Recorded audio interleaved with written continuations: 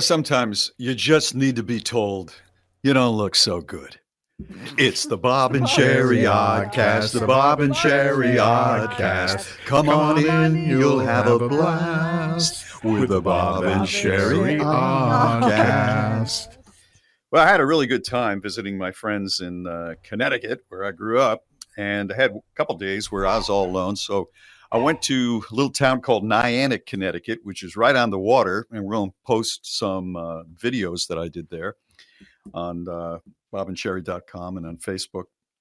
And I'm walking around it. Not much has changed. I went to see a movie at the old movie theater in downtown Niantic. I saw Black Widow, and that was good. And then I said, I wonder if the old grinder shop is still a grinder shop, if the old Dairy Queen is still Dairy Queen. So I went around the corner and I'm walking and I go, the Dairy Queen is still there. Some Dairy Queens never go out of business. I swear to God, they're there all your life. And I love it. And Dairy Queen was there. And so I got a Dairy Queen and I'm sitting there. It's a nice day. And I looked across the street and there is the laundromat that was there. And it's still there. It looks exactly the same in this tiny strip shopping center, the laundromat. Now, when I was 13, I was not doing my own laundry in downtown Niantic, but they had a Coke machine inside. And if I wasn't having a Dairy Queen, I'm, kind of hanging out, I might go in and get a Coke. And I remember the day I went in there with a friend of mine. We each got a Coke. And we're both, I think he was 14 and I was 13. And he had a pack of cigarettes. And and he took one out, and I'm looking at him. That's always a really compelling look for a child who hasn't even been through puberty. And shame on him. Was he smoking already, or did he steal those cigarettes from his parents? He stole them, yeah. Okay. He stole them either from his parents or the drugstore, one or the other. Drugstores used to crack me up. They'd sell a lot of cigarettes. So anyway, he pulled it out and lit up and he says, "Want one?" And I went, "Yes, I would." And it wasn't the first time I'd had a cigarette. Everybody in my house, my mother and father were very heavy smokers. Their friends there was just smoke everywhere. I mean, I swear to God, there was smoke outside of the house, not just in it. It was just floating everywhere. And so you have to understand that I'm not a real big guy, And back then, the growth spurt, as it were, had not kicked in. And I weighed about 110 pounds probably. So I'm 13, but I look about 9. And I put the cigarette in my mouth. I forget what it was. I can't remember the kind it was. It was it was probably a Marlboro. And he lights me up. He's got a lighter even, this guy. So I got a Coke in one hand. I got the cigarette in the other. I'm taking a draw on the thing. This woman comes out carrying a basket full of clothes, and she stops and looks at me. Not so much him. He's tall. He looks at me. And she said, "Son, you just look ridiculous and stupid." And then just walked away.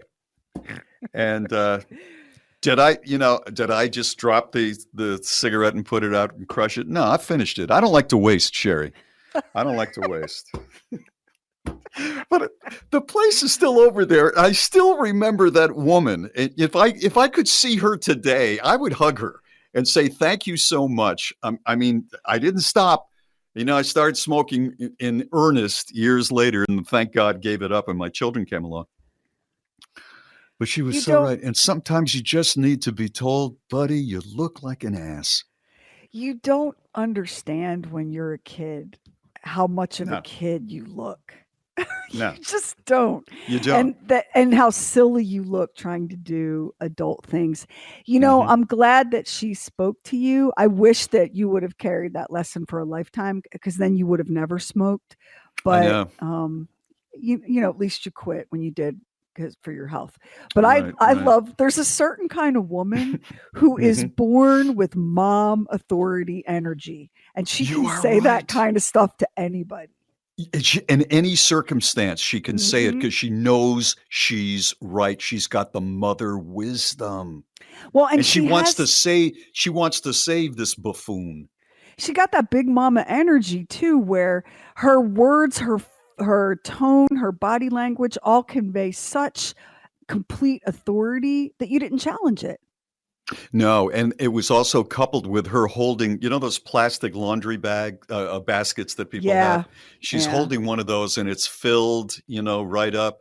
So, I mean, she spent time in a hot laundromat and then she's got to see this Mama Luke Like outside. Come a on.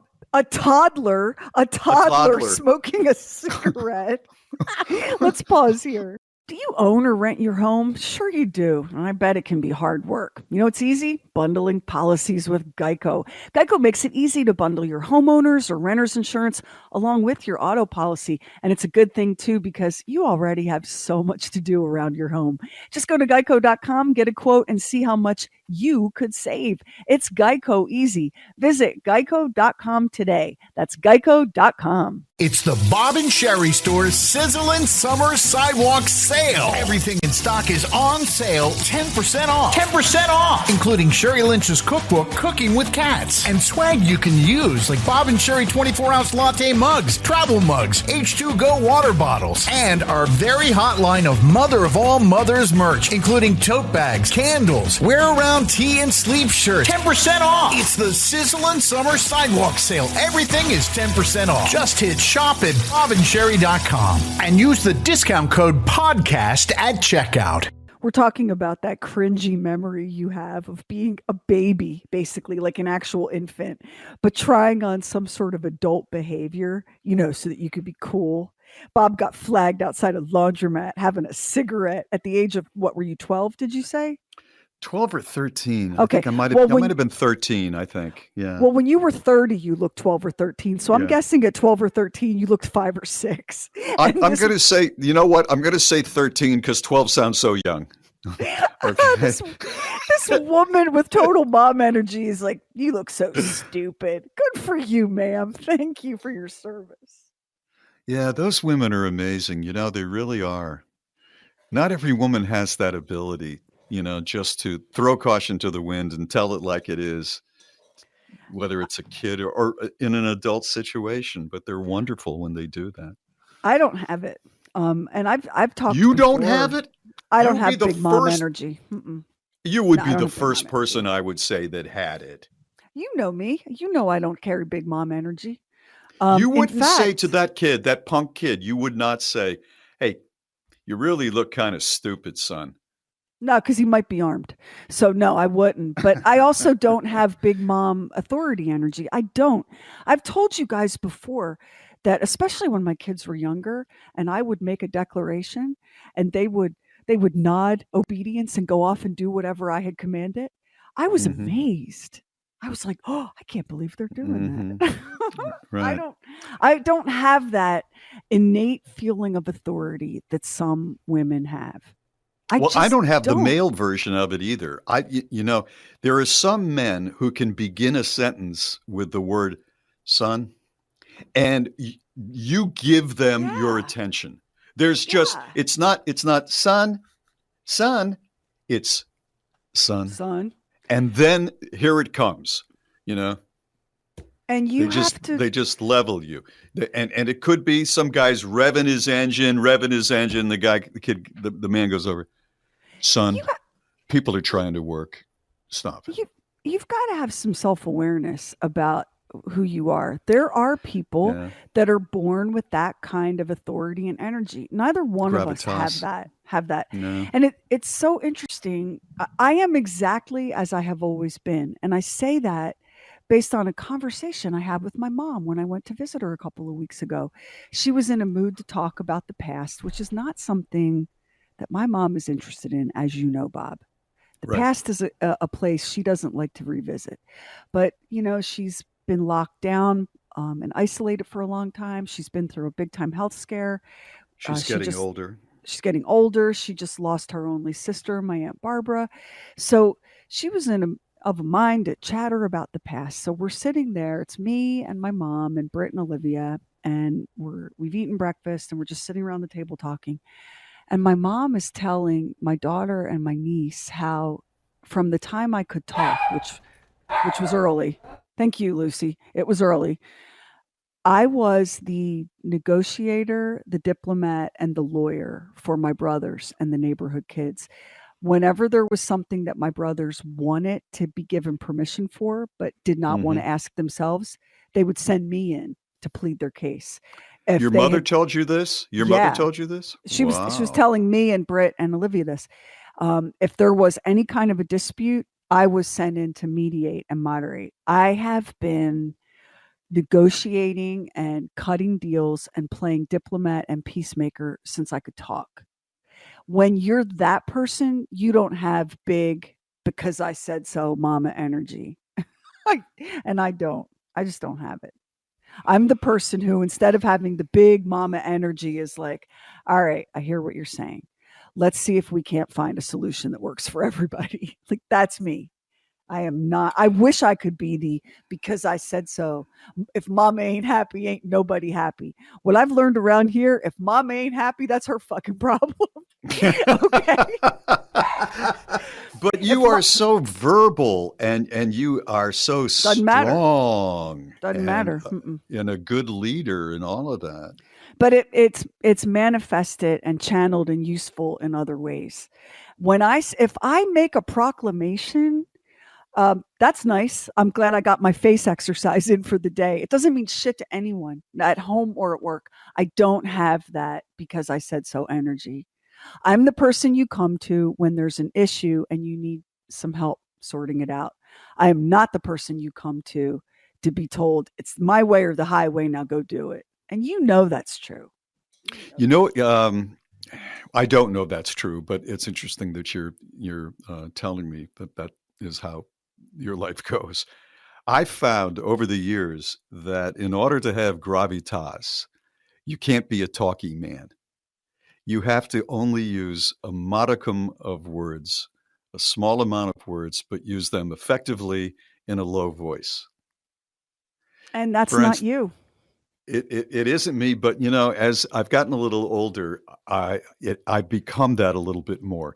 When Hampton will ask, he's upset about something, right? I don't know what it is. Somebody at work, you know, pissed him off or whatever.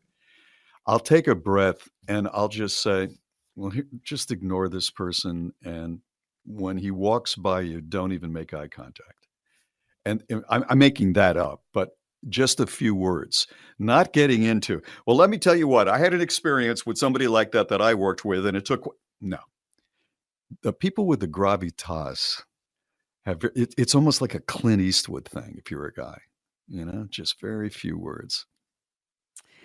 I'm a firm believer in silence is a very strong tactic, which I deploy Oh, it is. both at Mm-hmm. home and at work. It drives my Mm-hmm. family crazy if are you going to say something?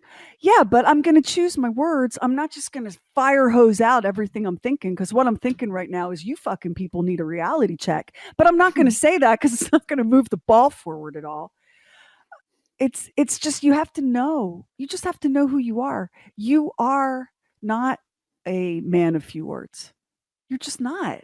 And why I've in the become, no, I world you're going swear, to I know beat you, yourself up about that? I don't know. I, I've kept the words less. I will sometimes channel somebody else and say, what would so and so do? And I can do it in the moment and I just bring it right down, lower my voice, fewer words, and it works better. Somehow you sound like more the sage when there's just a few words and not a soliloquy, you know? My friend's mom, God rest her soul, had the best way of dealing with things. Mm-hmm. And my friend and I use this all the time now, and we're inspired by Barb's memory. Her mother's thing was, you just sit there and think about what you've done, which is Oh yeah. which is awful. As a kid, That's has almost every like a nun. That's almost like a nun. well, because these are all these moms that I'm talking about are the products of all girls Catholic schools. Where do you think they Right. learned it? You Right. just sit there and you think about what you've done. So fast forward. Now this was, like the worst for my friend when she was a little girl. She would not even commit like a serious transgression. Maybe not like clean her plate or say thank you. And well, I need you to just sit there and think about what you've done. And it's the worst. Fast It forward, is. fast forward to the present moment. My friend has a big time grown up job and she does all sorts of like bewildering things that I can't even explain. And one of her contractor employee people, I'm not sure even how to describe it, missed a deadline. And it caused my friend to have to pull an all nighter. And so I said, "What are you going to do? Are you going to chew so and so a new one?" And she said, "No, I'm going to tell them that the project is finished and that we moved on without them. And then I'm just going to let them sit there and think about what they've done." Wow. Ooh, cold. And I was like, "Girl, that is genius." But I've been thinking about that more and more and more since we had that conversation. This was a couple, 3 years ago before the pandemic. And realizing how effective and powerful it is. Well, Whether you're here's talking why to it an is. 8-year-old or a 38-year Yeah. old, you just Here's sit why it there. is. There's no distraction. Your only interaction is with your own thoughts. Yeah. And the problem that people like you and I have, that we have, is that we give an order or we assign a task, and then we feel like we need to explain that order and that task and sell Mm-hmm. the person on why they should do it. Mm-hmm. And that's a mistake. That is That a is a mistake that we mistake. make. Mhm. Yeah. I Yeah. think that you hit it right on the nail head there. That's the mistake. And again, the talky thing comes in. Because if you just shut up and you don't explain it, you just say what the order is, and the order needs to be followed. As my husband says, and it drives me crazy, he's like, they need to do X because they need to do X. And you don't need to tell them all the reasons why doing X is awesome. They just need to Yeah. do it. And if Yeah. they don't do it, they need to sit there and think about what they've done. Now, can you not recall a handful of times in your life when you had to sit there and think about what you did and how you cringe and die inside at the thought of ever having to do that again? Oh, when I was 16 and I got to use the car, my father's beloved uh, dark red Pontiac. He had a convertible. All his cars were dark red, mostly sedans, but interestingly, that's what I drive. I took the convertible out, went too fast around a corner in a state park, and banged it against the side of a brick wall. It was about $360 worth of damage, which was a lot A back lot then. of And money. I went to work at the International House of Pancakes as a busboy to pay that off. But when I told him, he said, "Novice drivers," and then put the New Haven Register up in front of his face and smoked a cigarette and never spoke to me about it again. But we were broke. And so his coming up with $360, which was a lot more then, was, you know, a lot of money for the family. So I had to go to work. But it was his silence that really aided me You know, because he didn't let me engage him with I there were three other kids. I was distracted because you know how Paul is. He constantly is talking. He wouldn't engage that. no. He wouldn't give me the oxygen. I'll tell you what else your dad did that was really brilliant with that. Your dad really showed that he understood who you were and what it meant to be a young male. Because by saying to you, novice drivers, he not only didn't give you the oxygen for all of your bullshit excuses, he left a dent in your ego like you did in his car. Yeah. Because it's been my experience as the only girl growing up in the freaking woods with a bunch of hellion brothers and their friends. Um, Boys, even at a very early age, feel that they are expected to have mastery. So a boy who's really never driven a car before expects himself to be a great driver and Right. expects others to view him as a great driver or a great whatever. Whatever, fill in the blank, That's very whatever it true. is. That's very true. And that's Especially a boy like me who kind of, shoots from the hip, kind yep. of ad libs as he goes along. Yep. It's fine in radio, not so much when you're driving a car at 16. So it's part of the way that we socialize men in our culture, that, it's the whole boys don't cry, it's don't show weakness, don't ask for help. It's how you thought that you were just going to like learn driving and skillful defensive driving by osmosis is crazy. But, you're one of a gazillion kids that age that had that assumption. And your dad had life wisdom. And first of all, Big Bob didn't want to hear your crazy bullshit excuses. You took the car, you stole his car without being asked. There are no excuses that are going to matter to Big Bob. He was a teenage No. army sergeant fighting against the Nazis. Okay. I had permission. Okay, so this was because you did take it. You didn't. You take your brother for a joyride one time without permission. Oh, a bunch of them. Okay, Yeah, that's so why I this one you thought have I knew how permission to for. drive perfectly. Yeah, I was All right. practicing. Yeah. Your dad was a teenage army sergeant fighting the freaking Nazis. You think he wants to hear your bullshit, whiny excuses? No, he does not. No. Long before the phrase first world problems was a thing, Big Bob was living it. Okay. So he didn't want to hear your excuses. He had no patience for it, but he had enough life experience to know exactly how to humble you. And he did it with a sentence or two and then got back to the New Haven Register. You have to give the man snaps for his expertise. Yeah, right there. it was partially that, but I also think it was partially he was just so broken down. He was so fatigued with life at that point. He had no money. The IRS was after him. My mother got pregnant, when I was 14 years old, and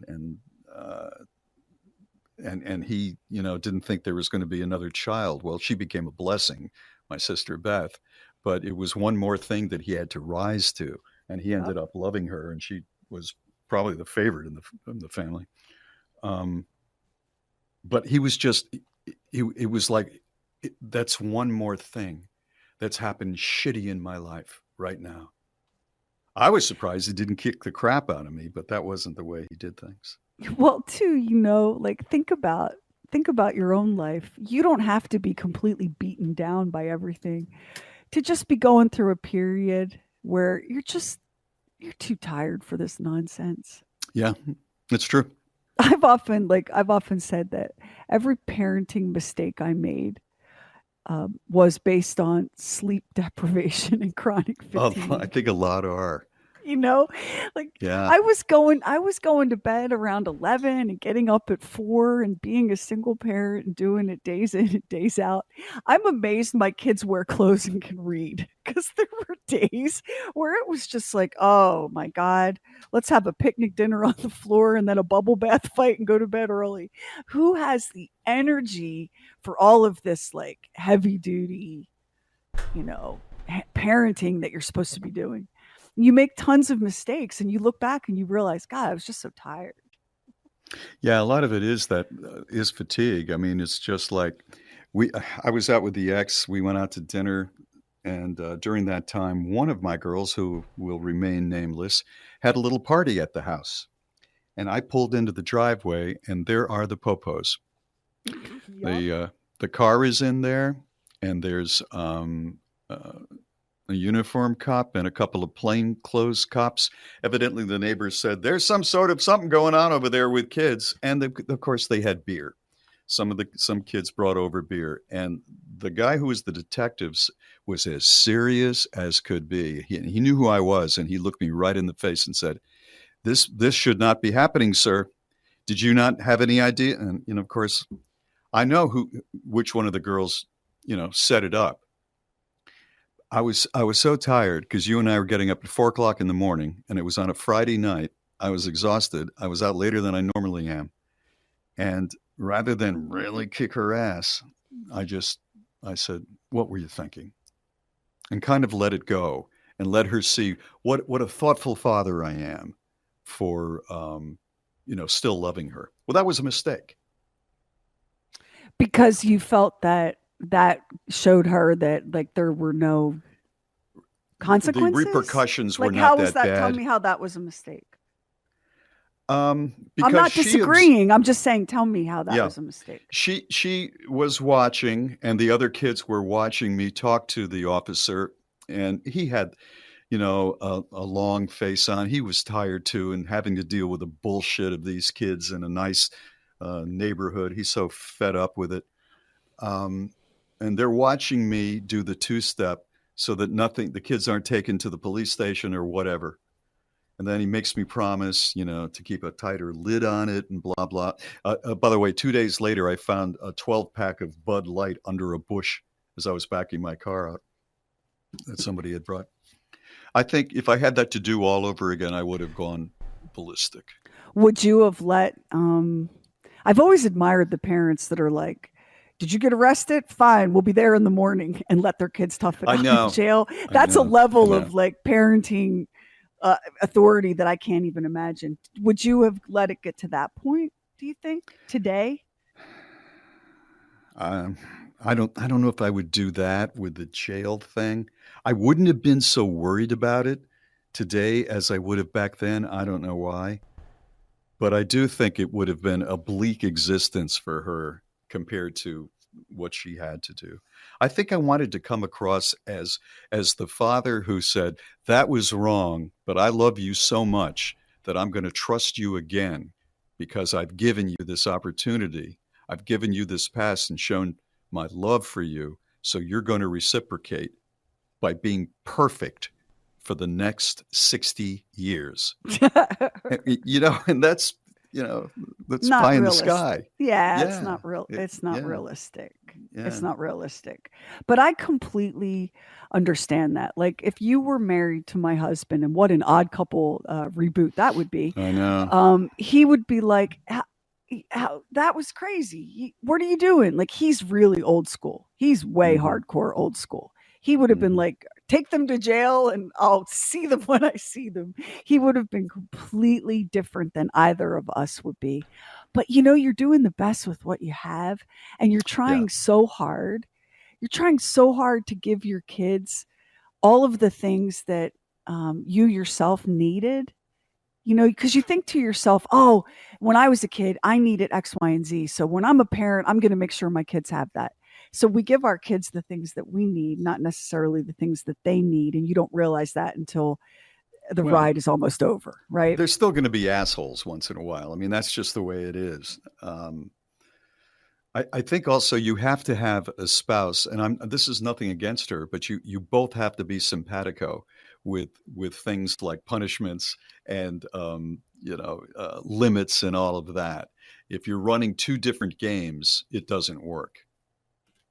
Well, isn't that just the hardest thing ever? Yeah. Well, it was raising kids in my situation. Yeah.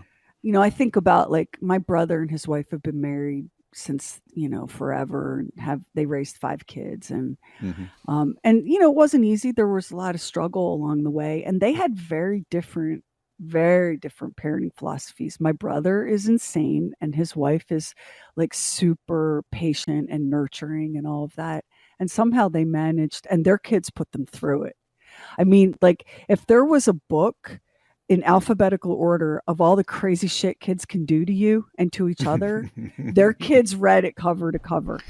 Yeah. I mean, climbing out windows, having parties when they were out of town, throwing things at each other's heads, getting in trouble at school, getting in trouble with cars, getting in trouble at parties, getting in trouble in the neighborhood.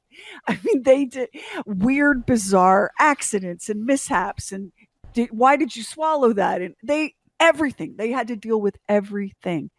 And somehow they managed, being two completely different people with different philosophies, somehow they managed to pull it together and stay together.